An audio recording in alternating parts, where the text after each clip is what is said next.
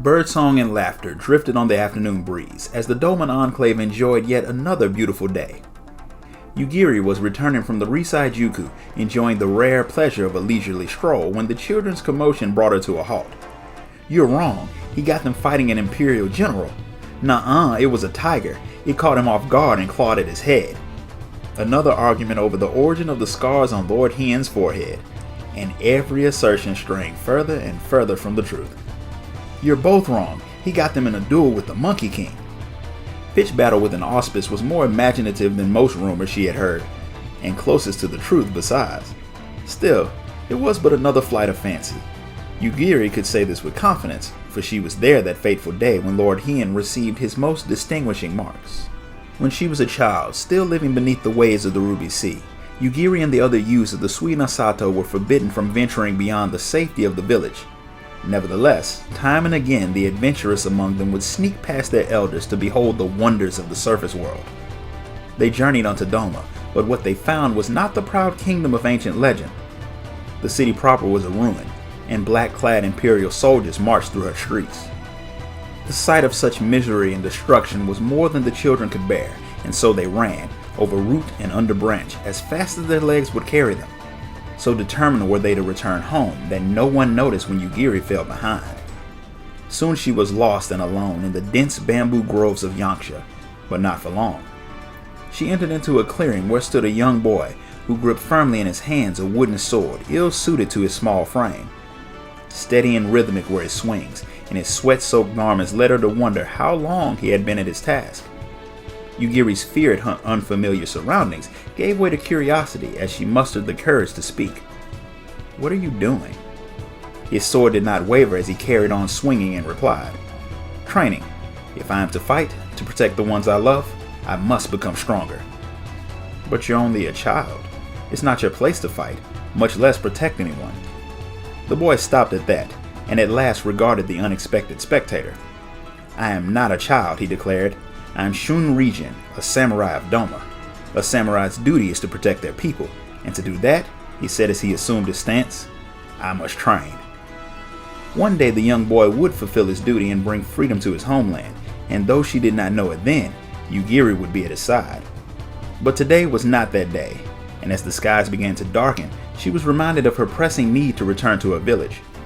With young Shun to guide her, she found her way back to the eastern shore, and shortly thereafter Suina Sato.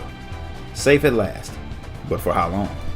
It was only a matter of time before the Empire plumbed the depths of the Ruby Sea, and the people of Suina Sato would have no hope of withstanding an Imperial assault. Not unless I am prepared to do my part. The very next day she returned to the surface to join Shun in the bamboo grove, and tried her best to match his movements with a wooden sword of her own. Every day she would sneak away to train with him, and every day the two grew closer. Shun had found a much-needed friend with whom he could share anything, and through their friendship, a measure of the childhood that war had denied him. The simple game of Ishikiri she taught him was enough for Shun to forget the worries of the world, if only for a short while. And when Yugiri explained that the children of Suina Sato played such games all the time, she was struck by the awe and envy in his wide eyes. So much has been taken from them. So much I have taken for granted. The skies were clear, and the sun was shining when Yugiri arrived at the bamboo grove for another bout of training, only to find Shun sitting quietly, arms folded, brow furrowed. Doma Castle had suffered terrible damage when the Empire invaded and laid a siege to it, and having decided to repair and repurpose it, the Garleans had begun conscripting villagers en masse. For a fortnight the people had been forced to labor without cease, rest afforded only to those who collapsed from exhaustion. Unable to ignore their plight, Shun had gone to his father, Lord Kyan, the former king of the Imperial province, and begged him to put an end to the suffering, to stand and fight. "You know not what you ask of me, my son, what you ask of Doma." His father ruled in name only, a puppet of the Empire, and knew well the cost of disobedience. You may think it cowardice or heartlessness to accept this treatment, but I do so that my people endure, that they survive. Shun had managed to bite back the anger and keep silent before his father, but there, in the grove with Yugiri, he could no longer contain the rising fury, nor the bitter tears. "I have to help them. I have to." He looked away, trying in vain to hide his face. "I am a samurai of Doma. I must fulfill my duty." But Yugiri had no words to comfort him, only her company. And so they sat together in silence and watched the clouds drifting by overhead. After a time, Shun rose to his feet. "I'm sorry, Yugiri, but I have to return home." She saw how he trembled still, fists clenched, and refused to meet her gaze. "Don't lie to me." Yugiri followed him, keeping to the shadows, and as she suspected, he did not return to the family estate, but instead traveled along the One River until he reached his true destination, the Swallow's Compass. Built in tribute to Ganon, his forefather and the legendary hero who united Doma, the once great mausoleum now sat in disrepair, and the Imperials turned away all who would make pilgrimage there. But few knew the mausoleum grounds better than Shun and his family, and Yugiri watched from a distance as the young samurai stole past the guards and disappeared through a hidden passage in the wall. As she crept through the dark, moldy corridors, eyes fixed on Shun, the silence was broken by the grinding of metal on metal. The boy scurried into the shadow of a pillar as Yugiri scrambled to hide behind a nearby gong. No sooner had they concealed themselves than a gargantuan, steel-clad figure emerged from the darkness, a shining jewel signifying his heart, a Kyofusa. The soulless sentry Shun well knew was charged with safeguarding the tomb's treasures from would-be robbers. He also knew it did not distinguish between friend or foe, and so he held his breath, hoping to remain undiscovered. Eventually, the Kyofusa receded back into the dark of the mausoleum, prompting Shun to make his move. Yugiri leapt from her hiding place to pursue him, but, in her haste, set the gong in motion, and before she had made it even 5 steps, a thunderous clang filled the air. The ringing of the gong was answered by the rattling of steel as the Kyofusa made its return, intent on dispatching the intruder. The Guardian was upon her in an instant, its monstrous blade held high. "You fool!" As it came crashing down, she fell to the ground and shut her eyes to brace for the end. Yugiri winced at the sharp screech of sword locking with sword, and when she opened her eyes, she saw Shun standing over her, struggling to keep the sentry at bay. "Get back, quickly!" Though she was very nearly frozen with terror, Yugiri managed to crawl to safety as Shun parried the Kyofusa's strike, driving its blade to the side. The construct would not be deterred, however, and dealt a rising stroke that sent Shun tumbling backwards. He managed to deflect the blow at the last moment, and though bruised, believed himself otherwise unharmed, until he felt the warmth flowing from his brow. "Kami give me strength," he muttered. The Guardian would overpower him ere long, but there was a certain regularity, a predictable pattern to its movements. Shun grinned. There was hope yet, provided he could force it to miss a second time. The steel behemoth swung its sword in a wide arc once more, and though the boy thought himself prepared, with its deceptive speed, the sentry nearly took his head again. But Shun would not let another cut slow him.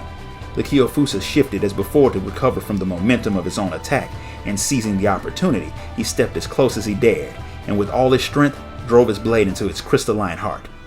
The jewel shattered, and at once the mountain of metal crashed to the floor, a lifeless heap. A hard-won victory, to be sure, but one he dared not waste time savoring, for it was but one of the mausoleum's many protectors. "We have to get out of here, now," Shun whispered as he helped Yugiri up, and together they retraced their steps quickly and quietly, never stopping until fresh air once more filled their lungs. Whatever Shun had hoped to achieve was forgotten now, a crisscross of fresh scars, the only reward for his effort.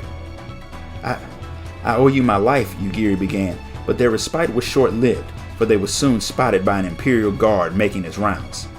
"Younglings, here?"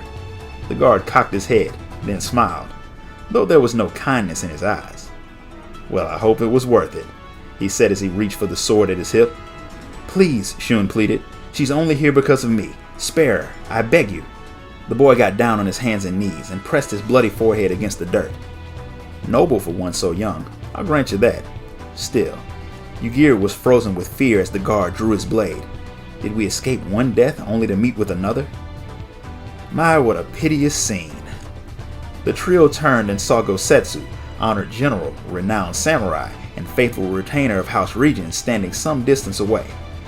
Lord Kyan will be inconsolable when he learns of his son's execution. The guard looked again to the children, squinting at Shun in particular. The blade in his hands was shaking. I have my orders. Anyone caught trespassing in the mausoleum is to be executed. He tightened his grip. No exceptions. A man of duty, I see. But how, pray tell, do you intend to explain that mere children were able to sneak past you undetected? I shudder to think what punishment the Viceroy might impose for such negligence. Yugiri saw the blood drain from the soldier's face. Slowly he lowered his sword, then sheathed it. "Away with you then, and let no one else see you," he said before resuming his patrol. "Such recklessness does not become Doma's heir, Master Regent. What if I had not come quickly enough to dissuade the guard?" Rising from the ground, Shun could not bring himself to look Gosetsu in the eye. "Our people need help. I thought if I could find the Monkey King, Kishin Dashing would indeed prove a formidable ally if the tales of his prowess are true. Let us suppose your plan has succeeded, and with his aid you save those being forced to rebuild the castle. What then?" Shun opened his mouth to speak, but they both knew he had no answer. "I too wish to see our people spared imperial cruelty, but a far crueler fate awaits deserters upon recapture. Will you subject them to that risk? Have they even the resolve to bear it?" Shun was trembling now, and the towering samurai knelt and spoke to him gently. "Forgive me, Master Regent, but I mean only to remind you of your father's lesson, that you must understand what you ask of your people, what you ask of Doma." Yugiri saw Shun grappling with the truth of the grizzled samurai's words. "He asked too much of himself too," she said. Yugiri went on to recount Shun's gambit that allowed them to escape the mausoleum relatively unharmed. "Bravery well beyond your years. Lord Kyan will be proud, and happy to see you delivered home, my lord." In time, Doma Castle was rebuilt, and the conscripts were allowed to return to their villages. But the bamboo grove where two children had once played would be abandoned, for Shun was preparing to train under Gosetsu's watchful eye. And we must say our goodbyes. My father was right. For now, we must endure. We are not ready to oppose the Empire, myself most of all. To Yugiri's surprise, he allowed himself a wry smile. "Someday I will make Doma a land like Suino Sato, where children laugh and no one lives in fear. I swear it." Though there was no telling when that day might come, Yugiri couldn't help but share in his hope. "And I'll be there when you do. I will hold you to that." The sound of skittering rocks roused Yugiri from the memories. The children had ceased their bickering and were engaged in a game of Ishikiri. For they live not in fear, for they are free. "Have you room for one more?" In many ways, he was still a child at heart. Yugiri looked on with a smile as Lord Hien added his voice to the chorus of laughter. "A child at heart, and a man of your word." With the peace negotiations at Ugamaru a resounding success, the long and bitter conflict between the kobolds and the people of Limsa Lominsa at last drew to a close. It was a joyous occasion that marked what many hoped would be the beginning of a new age of harmony and cooperation.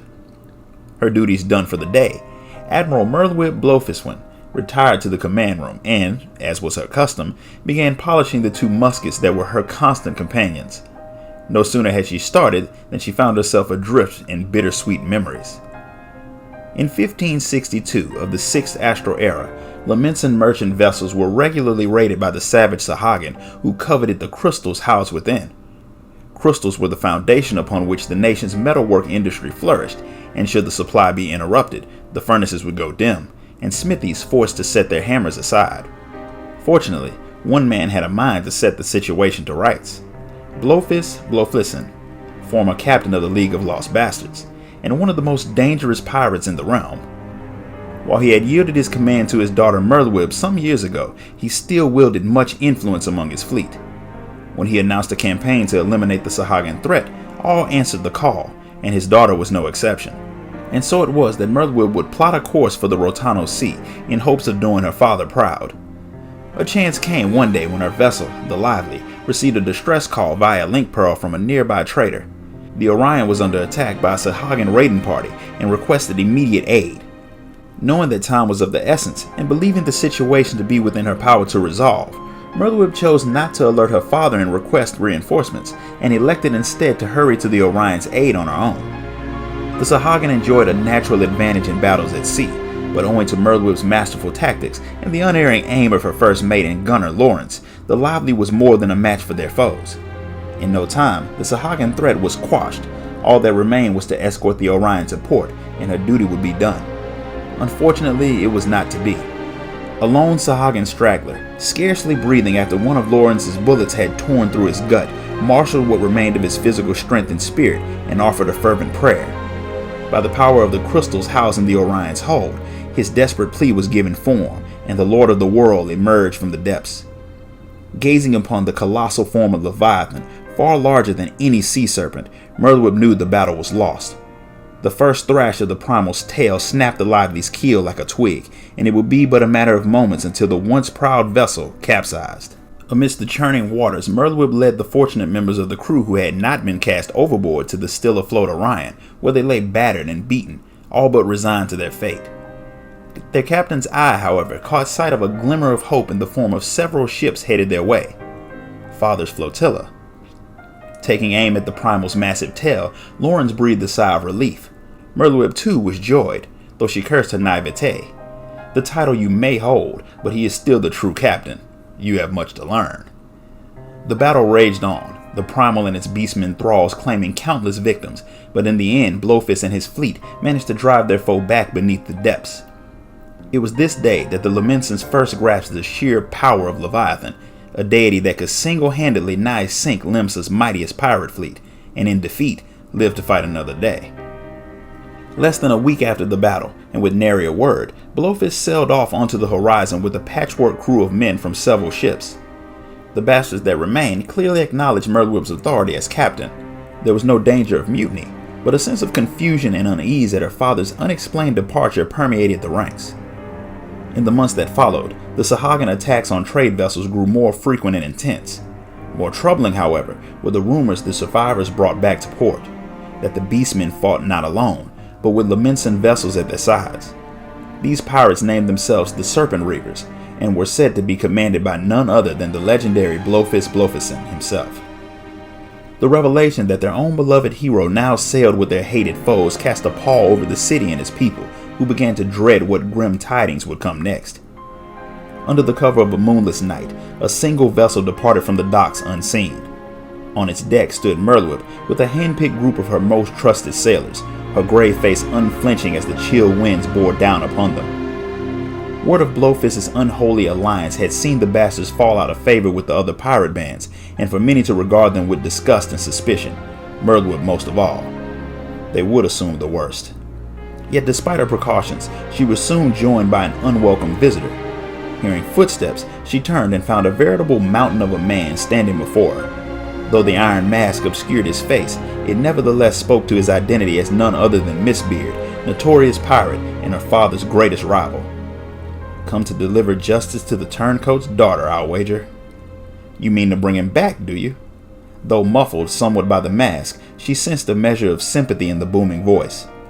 No, I mean to kill him.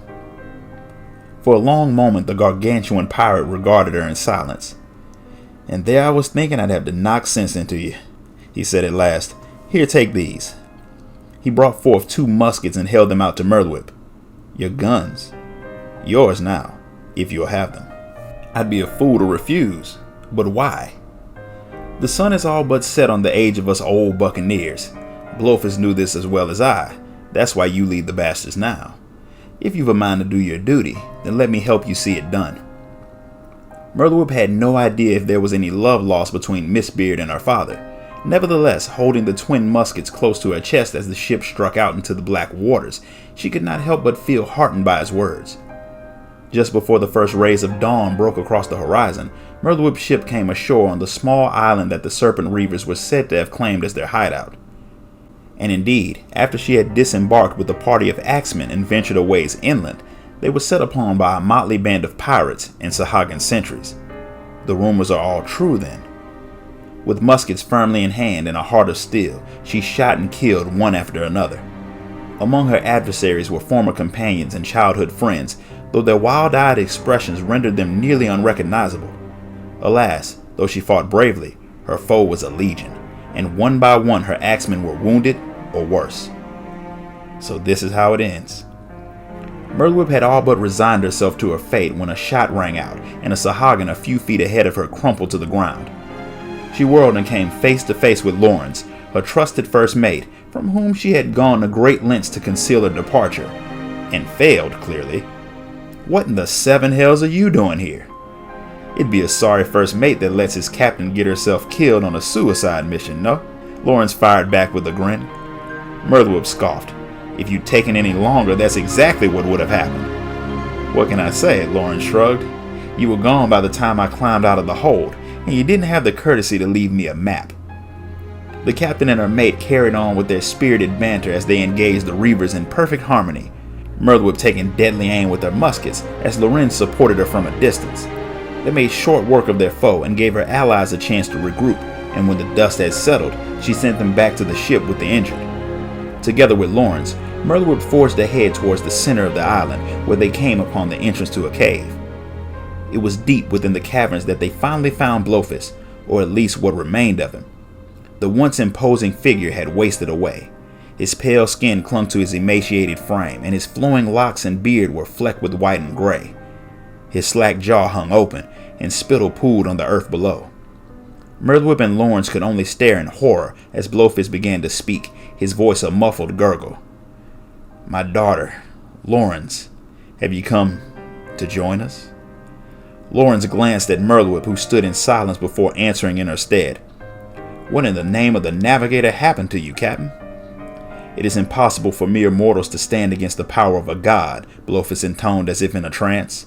Swear allegiance to Lord Leviathan, and we may live free beneath the waves.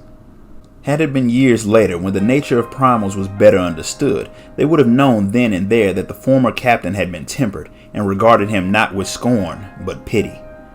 But on that cold morning in that darkened cave, all Murderwhip knew was that the people would condemn her father as a demented traitor. Still, a part of her believed her father's words were no longer his own.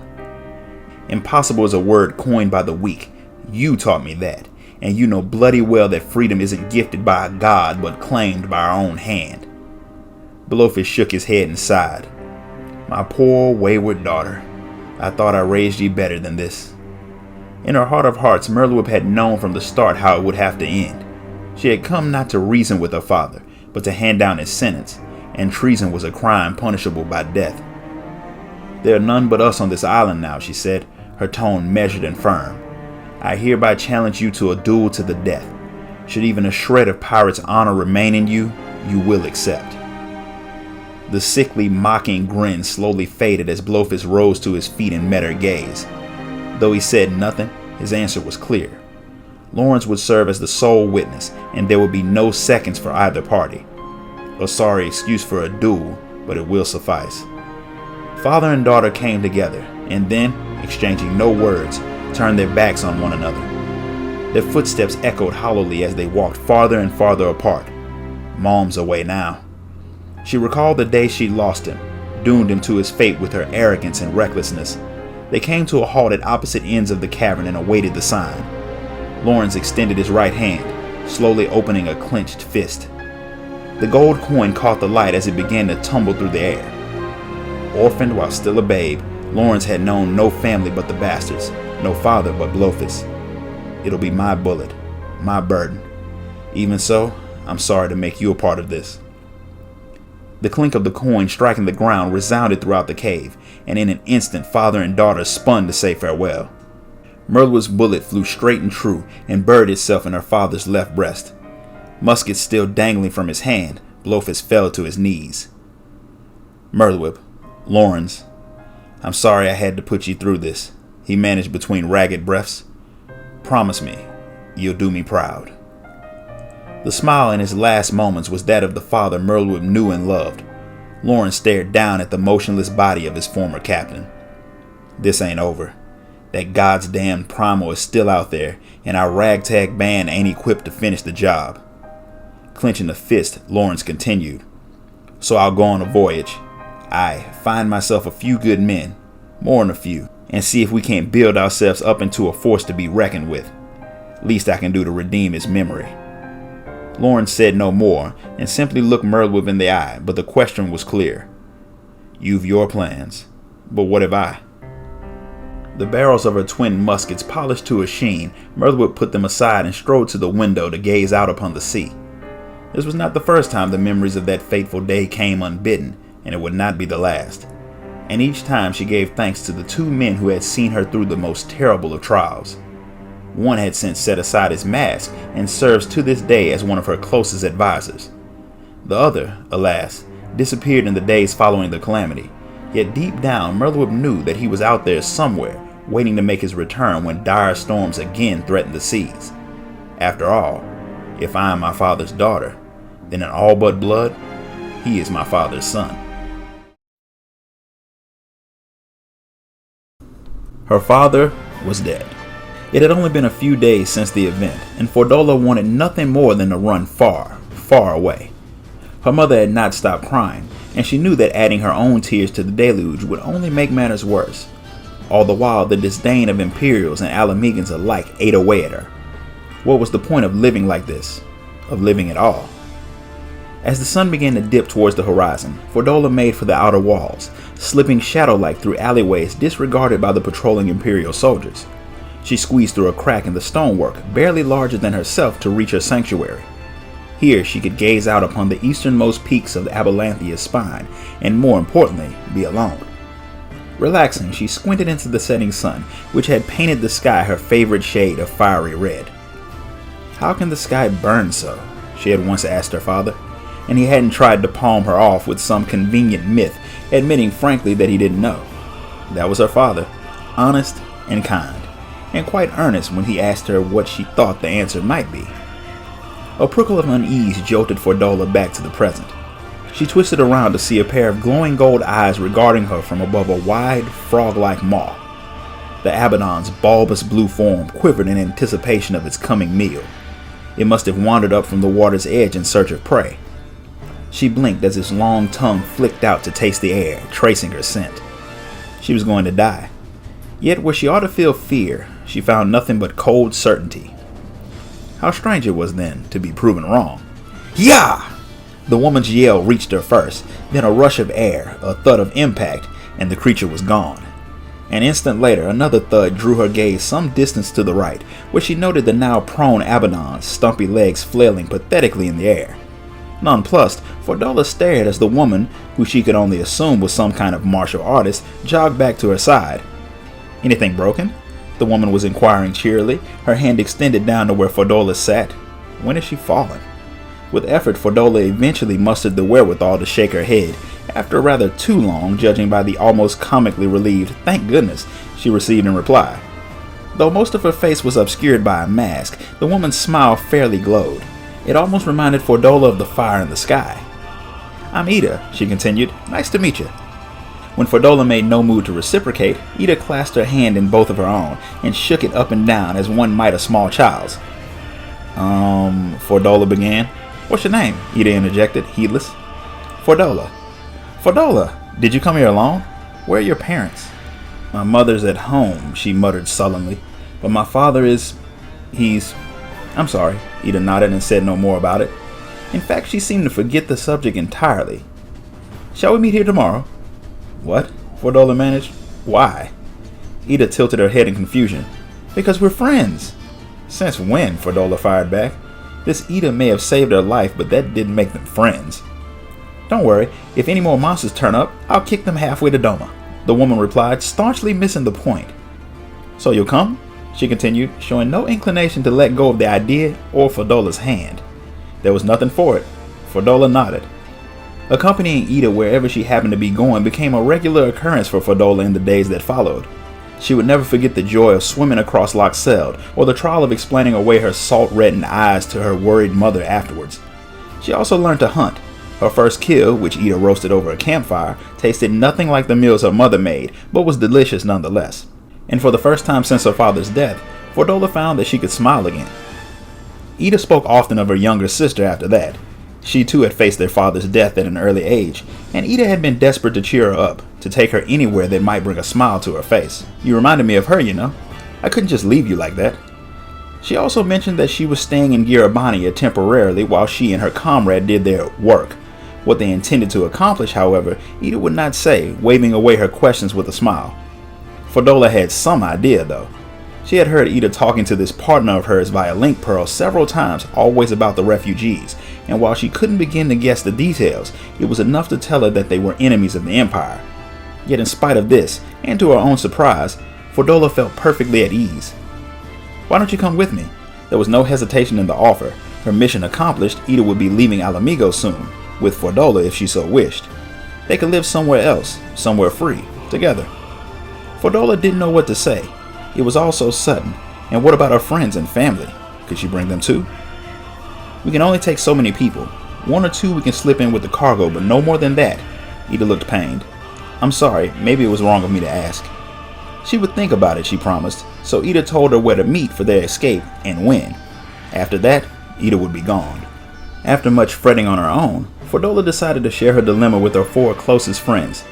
They were silent while she told them everything, and for a good while after. It seemed they didn't know what to say either. It was Emmeline who spoke up first. Sorry, I can't just leave my family behind. But I don't want you to leave us either, she managed, before curling in on herself, looking like she might cry. My granddad's really old, muttered the thick-set boy next to her apologetically. I don't think I could go either. Fordola's shoulders slumped. Of course they'd never agree. It was Charlotte, a little boy that often trailed after her like an adoring younger brother, who spoke up next with tears in his eyes. I know you want to. You were so sad because of your dad, but you're happier now, so if you want to, I'll miss you, but I think you should go. At this, Charlotte's older brother Ansford let out an exasperated snort.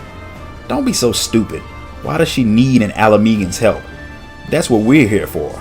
Don't you dare leave, Fordola. His lip trembled even as he glared at her, fist clenched at his side. And then Charlotte began to cry. He sniffled, I don't want you to go. I want everyone to be together forever. Don't leave us. We'll always be your friends if you stay, Emmeline wailed. Though she would rather they hadn't been such crybabies about it, Fordola was happy to hear how much her friends cared. They understood how hard it was to be neither Alamegan nor Garlean, and she couldn't abandon them now, not after everything they had gone through together.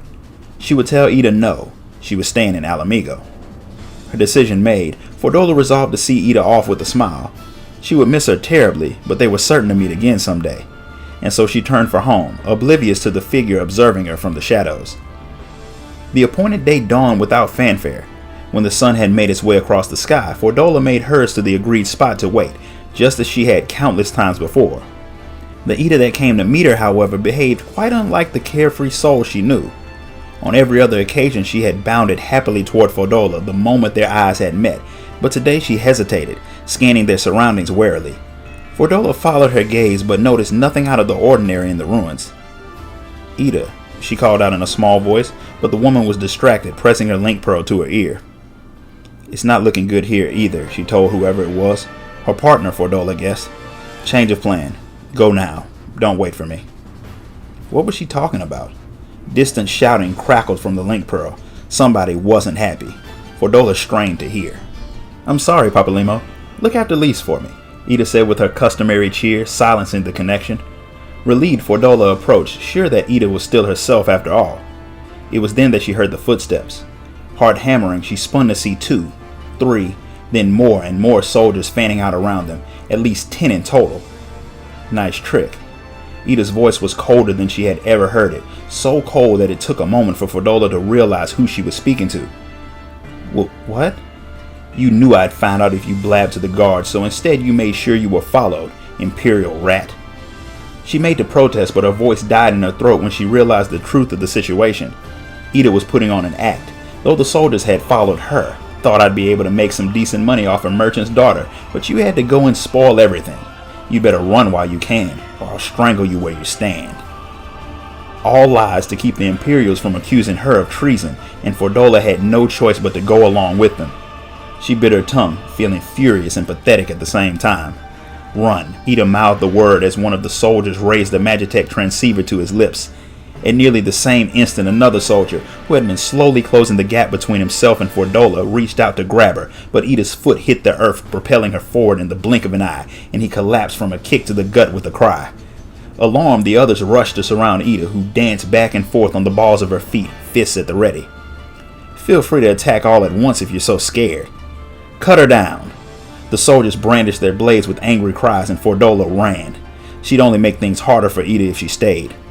She fled through the ruins, weaving around rubble as she went.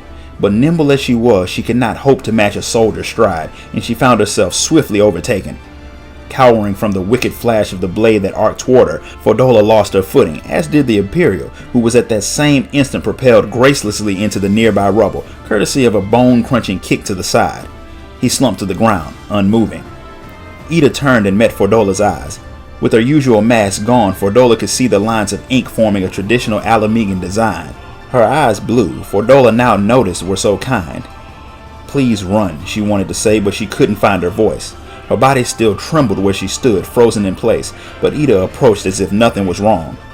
"Live, Fordola," she said, laying a soothing hand on her hair. "Find some hope to hold on to." Fordola could only nod, barely able to contain the sobs that threatened to burst from her chest as Ida graced her with one final smile. Then she was gone, running hard and fast in the other direction, beckoning their enemies to follow.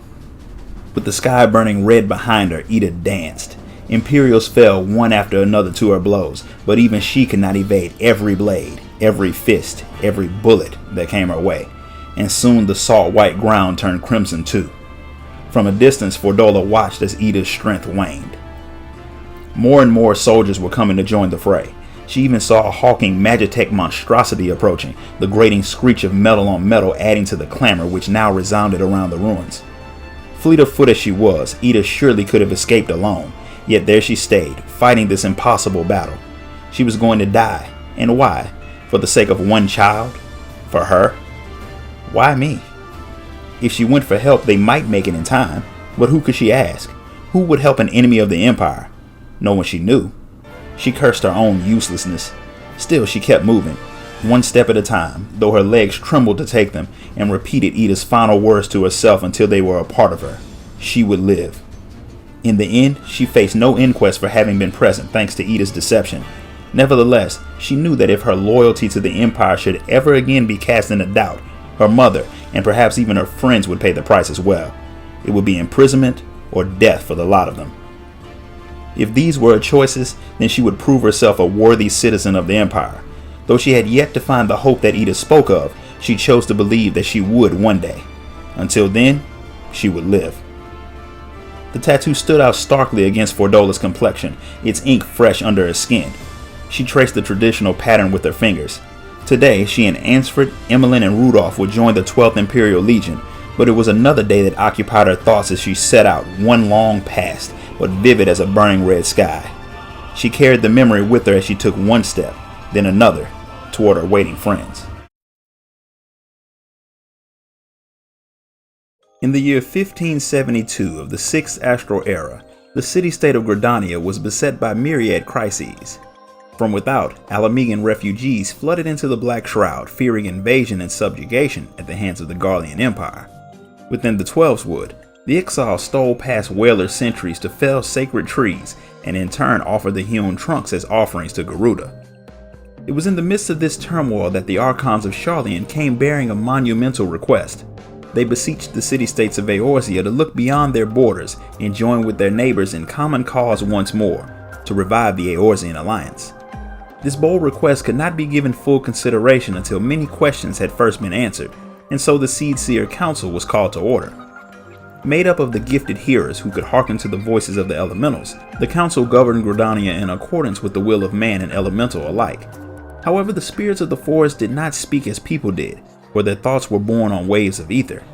Any effort to translate them into words was, at best, an interpretation of their intent. Thus were the hearers forced to infer and embellish, not out of a desire to mislead or manipulate, but out of necessity. Nevertheless, this process invited interpretations of interpretations, which all too often led to disagreement and discord. Matters of great import would become mired in debate, which would subsequently be settled with a vote. Such were circumstances in the best of times. Now, however, the chaotic fluctuations in the ethereal currents confounded the most seasoned of hearers. The air was thick with urgency, but they could not discern any meaning in the morass of emotion. All eyes in the Lotus Stand looked to their leader for clarity, the elder Seedseer, Connie Senna. Displaying a singular talent for magic, even by Huron standards, the elder Seedseer ever commanded the attention of others. This was in no small part due to the horns which grew from her head and marked her a Pajal, a hearer blessed by and possessed of an uncanny ability to communicate with the forest. Her natural gifts and unyielding determination ensured that, before she had seen her 12th summer, Connie Senna would be chosen as elder Seedseer by the Great One. that she might lead the Seedseer Council. Although much of her life since had been spent in quiet solitude, she attended every council meeting and served as a mediating voice whenever arguments grew heated.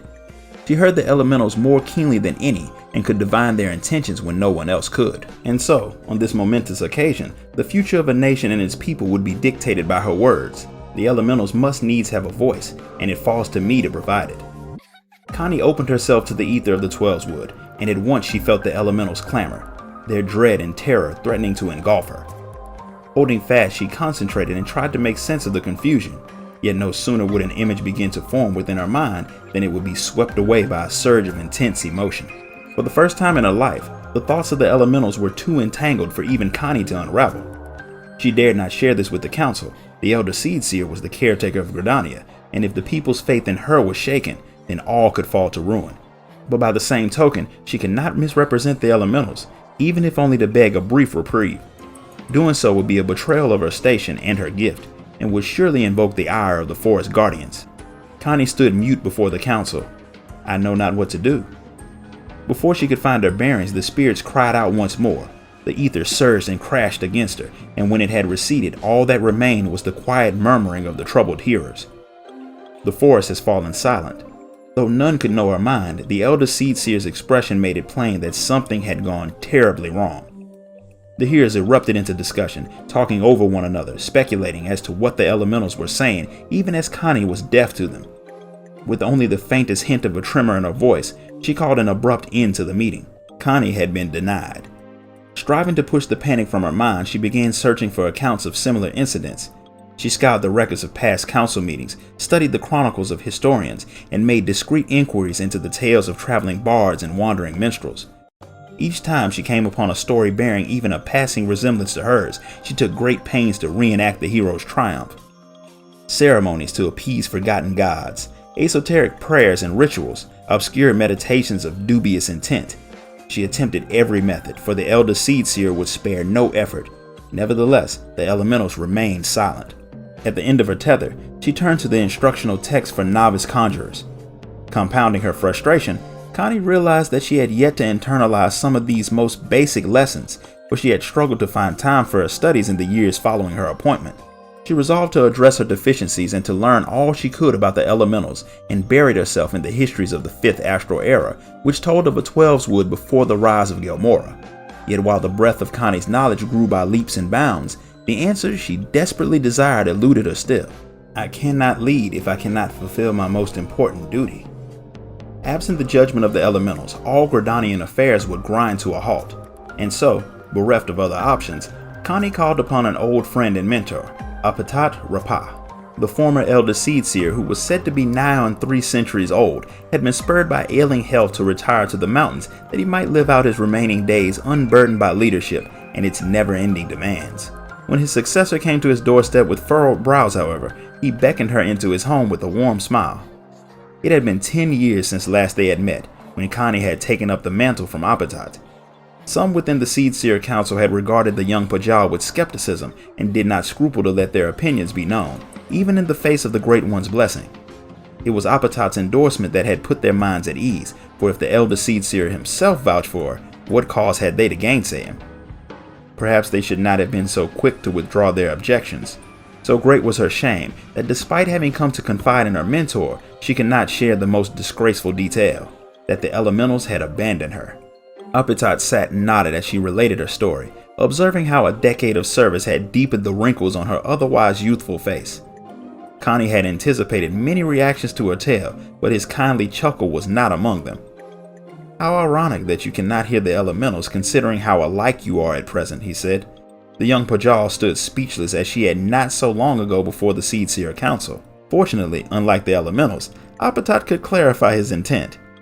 You speak of troubles, yet give no voice to those darkest within. So long as you keep your own counsel, I can offer you no words of comfort. Before Connie could muster a reply, a shrill cry from outside the window cut through the silence. Elder Seedseer, come quickly, Kupo. We need your help, the distressed Mughal said, motioning for Connie to follow. With an abrupt farewell, she left Apatat's home and ran after the Mughal until they reached a small clearing in which lay an ashen Arun, Connie's younger brother. Attending to him was their sister Rayo, whose grave expression spoke volumes. Connie joined her at Arun's side and called his name, only to hear him reply in a strange tongue before being overcome with convulsions and voiding the contents of his stomach onto the verdant grass. This is my doing. Unable to depend on the elder seed seer, the elementals were attempting to speak through Arun. The sudden tumult of ether was too much to bear, and it burned through his body like a fever. He would not survive much longer. Arun is in such pain. Sister, do something, Rael cried. As Connie raised her hands and began to work her magics, she was struck by an epiphany. Ask and they will answer. A simple thing to ask for help, yet for the longest time she could not. My duty, my responsibility, my burden alone. But it needn't be so. Connie took Arun into her arms and carried him to the guardian tree. Within this eldest tree of the 12's wood did the Great One reside. "O Great One, I come before you with a confession," she began, but when she listened for a response, she heard naught. Connie and Rael rested their brother against the ancient trunk, but his suffering did not abate. "Speak and be heard." Connie looked up at the mighty boughs and laid bare the truth of her heart. "I can no longer hear the elementals," she said. Hearing this, Rael's eyes went wide with shock. "But my true failing was that I kept this fact hidden, that I refused to share my plight with those who look to me for guidance, and with my mentor who has put his faith in me, that I said nothing to my own family whom I treasure most of all. I was deaf to the elementals' calls for succor, yet I said naught. You who I am duty-bound to heed, I neglected in your hour of need. Thus did you reach out to Arun instead of me, so deep was your despair. There was no wind, and yet the branches of the trees began to sway and shake. Though it shames me, I confess this, and beseech you to place your trust in me once more. Trust in me, and I shall make your voices heard, that together we can shape the future of the 12's wood." As Connie finished her plea to the Great One, Arun's ragged breathing calmed. Slowly he began to mouth words as if taking great pains to choose each one. In this way did Connie address the elementals. Arun speak their response, and Rael listened. The three siblings worked in concert and together gave form to the once unintelligible message. Within the moon doth our doom stir. With this grave revelation, the lesser troubles of Gridania were eclipsed by what lie on the horizon. The destruction of all Eorzea, a calamity which would have remained unforeseen if not for the efforts of the three Pajal. In that moment, Connie conceived a plan which surprised her siblings in its boldness, but which they soon agreed was wise. In spite of the prophesied annihilation itself, the elder Seedseer had found renewed hope, and as she basked in the shade of the guardian tree, the thick branches rustled in the warm wind, until something fell from above and landed at Connie's feet. A gift and a promise. Upon returning to Gridania, Connie reconvened the Seedseer Council, and when the hearers arrived at the Lotus Stand, they were greeted by a perplexing sight. The elder Seedseer was present, as were a brother and sister who were not officially council members. Appetit, who had scarcely been seen since his retirement and convalescence, was in attendance as well. But their surprise at these unexpected guests paled in comparison to their horror when Connie spoke and confessed that she had been unable to hear the elementals. Thankfully, with the aid of Rael and Arun, were the elementals calmed and their warning finally understood, she said. At once the hearers began to whisper among themselves, but when Connie told them of the coming calamity, they fell deathly silent. The trials ahead will be greater than any we have ever faced, and I do not possess the strength to lead you alone. I confess this weakness and this doubt, this truth, and after did receive of the guardian tree this gift. Connie drew forth and held aloft a staff. This is Claustrum, bestowed upon me by the Great One. The elementals often speak in riddles, but the Great One's intent in this matter is plain. My siblings and I must work as one to see the elementals are heard. 'Tis a key, a constant reminder that true strength lies in the courage to bare your soul and beg succor. From this day forward, I propose that the duties of the elder Seedseer be carried out not by one, but by three. Her siblings looked to the gathered hearers with a resolve none would question. Seeing this, Appetit stepped forward and spoke. Three hearts united in single purpose. Doubtless the elementals are overjoyed at this news, and together with the Seedseers shall lead the peoples of the 12's wood unto a future most bright. As their first act, the trio of Seedseers took inspiration from Connie's studies of the 5th Astral Era and proposed the reformation of the Grand Companies and the re-establishment of the Order of the Twin Adder. The Archons of Sharlayan had offered similar counsel, and the emergence of a shared threat provided the impetus needed for Eorzea's city-states to come together in the spirit of cooperation. Satisfied, Appetit returned to his home to live out the rest of his days in peace, though Connie would call upon him again many times before he passed. In one of their final conversations, he reflected upon the incident which had spurred her to involve her siblings in the governance. Only when we are true of heart does the path reveal itself, he reminded her with a smile. Sage wisdom that delivered me and our people when all was nearly lost, and that I shall not soon forget. At the far end of the audience hall in the holy vault of Ishgard, set upon a dais spanning its breadth, was the Archbishop's throne. From this sacred seat, the church's most powerful men had ruled for centuries, but no longer. The throne lay empty, a relic of the time before the war's end and the Republic's birth. Where once power was hoarded, it was now shared. Where once the privileged conspired in secret, the people's chosen now debated in earnest. Count Arturel de Forton was one such representative, and on this day, like many others before it, he sat in attendance as a member of the House of Lords. If there are no further comments, I move that we end the session with a vote, Emmerich declared, his voice echoing across the gray flagstones of the chamber. Once yours is cast, you are free to take your leave. My apologies for keeping you all until such a late hour, my lords. I know full well you have great demands upon your time. Says the man with the greatest demands upon his, Arturel thought wryly. Between scrambling hither and yon on official business and presiding over house sessions, he knew that his friend had precious little time for himself. At the Lord Speaker's words, the members rose to their feet and began making their way to the ballot box in the predetermined order. Many were still fumbling their way through the unfamiliar business of Republican governance, Arturel himself not least of all, but he pressed on with dutiful determination. Having cast his vote, he returned to his seat to gather up his belongings when the empty throne chanced to catch his eye. As he beheld it, his vision blurred as the memory of a day 17 years ago came flooding back. A day from what now felt like another life. The shirt's collar felt stiff as canvas, but Arturel endured the discomfort. The occasion called for the finest finery, and the outfit his manservant had assisted him into made his dinner garb appear uncouth in comparison. It was not every day, after all, that Ishgard saw a changing of its ordained ruler. Wishing to be part of the historic occasion of Archbishop Thornton VII's coronation, highborn and lowborn alike had gathered before the vault, the mass of citizenry extending as far as the hoplawn. However, none save a privileged few outside of high-ranking clergy and the Archbishop's personal guard were permitted to attend the official proceedings. In his capacity as the scion of House Forton, Arturel stood beside his father in the audience hall, endeavoring to look as dignified as his 13 summers would allow. His youngest brother Emmanuel was there too, and to his credit was behaving himself despite being too little to appreciate the gravity of the event. Archifant, however, was absent on account of not bearing the name Forton, the Lord Father had earlier explained. Yet even before this, Arturel had always sensed that there was something different about his brother, if only through his aloofness and the disdain with which their mother treated him. Thus the ceremony proceeded with his family's shorter member, but if anyone else was bothered by it, they did not let it show. And after a series of solemn rites, Thornton VII finally appeared in the sacred vestment of the Archbishop. Holding the Fury's grace, the holy crosier of his office, he strode purposefully and majestically towards the throne as Arturel looked on in awe.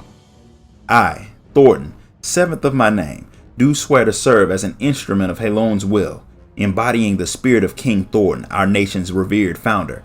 I shall preach the faith and protect the faithful, that together we might defeat the dragon menace and bring the Fury's blessing unto all men. The Archbishop's words stirred Arturel to the core, reaffirming the lessons he had been taught since first he could remember.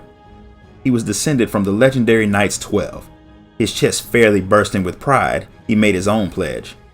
Like my ancestors before me, I will become a knight brave and true, and I will serve Ishgard unto my dying breath.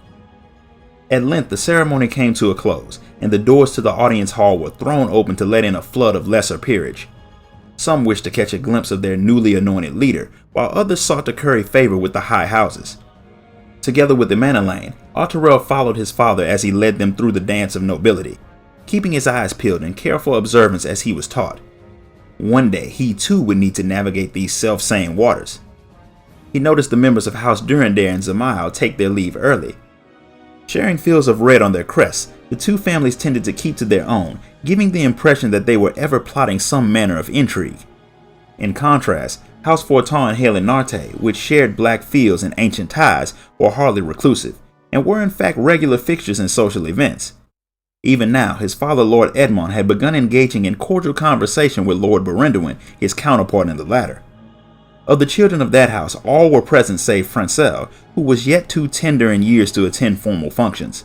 When the adults finally dispensed with the pleasantries and began discussing difficult matters, the sons and daughters took the opportunity to withdraw and speak among themselves. Beaming his brightest smile, Amanelaine sidled over to where Clodobon and Laniette, the third and fourth born of House Halianarte, were standing. Arturel was not surprised to see a gaggle of younger children attending Clodobon. He had a way with the little ones. Meanwhile, Arturel turned to face Stephanivian and Arvel, the first and second sons. Such noble children would one day become allies and rivals both, he knew, and it would behoove him to maintain friendly relations, but not too friendly. "My lords," he said, sweeping them a well-rehearsed bow. Stephanivian chuckled. "Oh, come now, let's not stand on ceremony. We're of an age, are we not?" In a languid tone, Arvel added, "Aye, and I've had my fill of the dry formalities. It's tiresome stuff and I want to go home." "Likewise, brother. I'm on the cusp of completing my latest invention. Shall we beg leave of father?" And as quick as that, the brothers bade Arturel farewell, asked their father to be excused, and happily trotted off. As he watched them leave, Arturel could not help but envy the carefree pair. Finding himself bereft of company once more, he returned to observing the people around him. Ere long, he spied a dark-haired youth, slightly older perhaps than himself, regarding the archbishop's throne with what could only be described as a glare. Puzzled, he approached and asked, "Why do you frown so? Is this not a joyous occasion?"